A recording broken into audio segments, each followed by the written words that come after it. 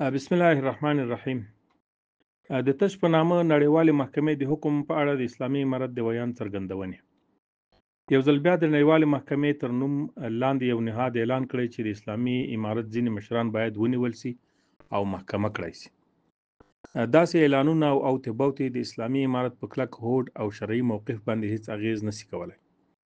موږ د نړیوالې محکمې په نوم او عنوان هیڅ نهاد نه پیژنو او نه کوم التزام ورته لرو.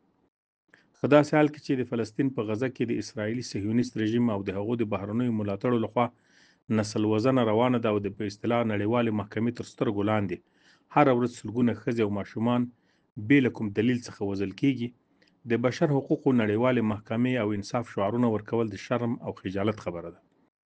د افغانستان اسلامي امارت رهبري او مشرانو په افغانستان کې د اسلامي شریعت د سپېڅلو قوانینو په اساس بې ساري عدالت حاکم کړی. د اسلامي شریعت قوانینو ته د بشر خلاف او ظلم نسبت کول او د تطبیق کوونکو ته د نیولو او محکمې کولو اخطارونه ورکول د اسلام له سپېڅلي دین او شرعي قوانینو سره ښکاره دښمني او کرکه وډاګه کوي او د ټولو مسلمانانو معتقداتو ته سپکاوی بلل کیږي.